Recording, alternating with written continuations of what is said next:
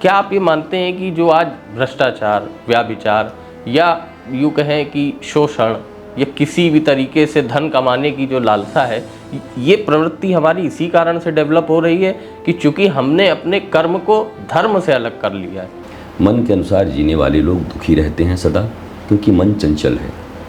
और धर्म के नियमों के अनुसार जीने वाले, शाश्वत नियमों के अनुसार जीने वाले लोग अंततः अपने जीवन में आनंदित रहते हैं, प्रसन्न रहते हैं, स्वयं तो आनंदित रहते हैं, लोगों को बांटते भी हैं।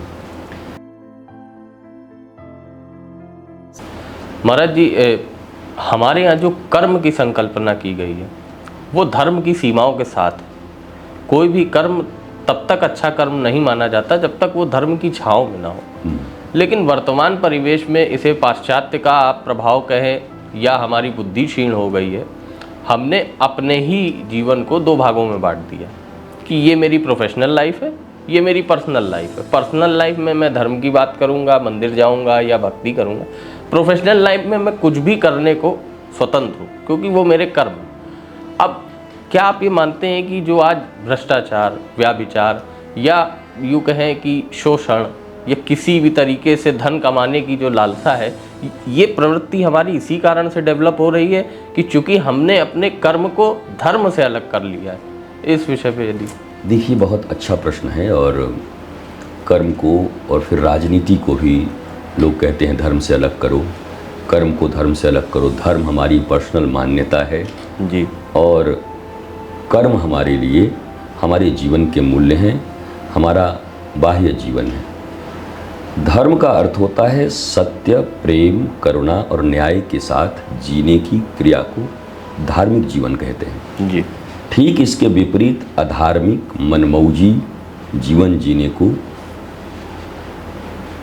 ये कर्म जो आजकल के युवा कहते हैं कि भाई ये मेरा प्रोफेशनल लाइफ है, मैं कुछ भी करूँगा, ये वैसा ही लाइफ जी रहे हैं, मन के अनुसार जी रहे हैं। मन के अनुसार जीने वाले लोग दुखी रहते हैं सदा, क्योंकि मन चंचल है। और धर्म के नियमों के अनुसार जीने वाले, शाश्वत नियमों के अनुसार जीने वाले लोग अंततः अपने जीवन में आनंदित रहते हैं, प्रसन्न रहते हैं, स्वयं तो आनंदित रहते हैं, लोगों को बांटते भी हैं। अगर पर्सनल लाइफ में आपका धर्म है तो धर्म का मतलब क्या है? उपासना पद्धति को हमने धर्म बना दिया है जी। उपासना धर्म नहीं हो सकता। कोई उपासक धार्मिक हो ये जरूरी नहीं है, पर हर धार्मिक को उपासक होना जरूरी है। रावण से बड़ा कोई उपासक नहीं था, पर वो विधर्मी था जी, वो धार्मिक नहीं था।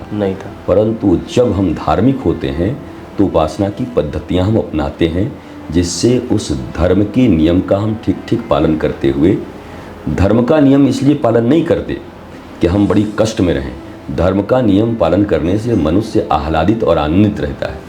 जो आप पाना चाहते हैं वो धर्म की नीतियों पे ही चल के मिलेगा। लेकिन इंस्टेंट रिलीफ ग्लूकॉन डी के कारण हमको जो दिखाई पड़ता है, इसलिए लोभ और वासना में डूबकर हम वो मनमौजी कर्म करते हैं और उसका दुख भी हम पाते रहते हैं। खुजली की तरह, दांत खाज खुजली जब होती है तो खुजाने में बड़ा आनंद आता है, अच्छा लगता है।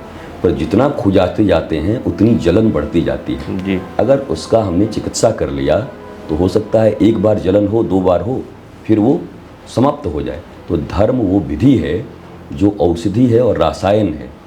और ये जो लोग कहते हैं कि भाई कर्म तो हमारा ये पर्सनल कर्म है, वो अपने खुजलियों को खुजा रहे हैं और गंभीर से गंभीर बीमारियों से और ग्रसित होते जा रहे हैं। इस रूप में इसको देखने की ज़रूरत है।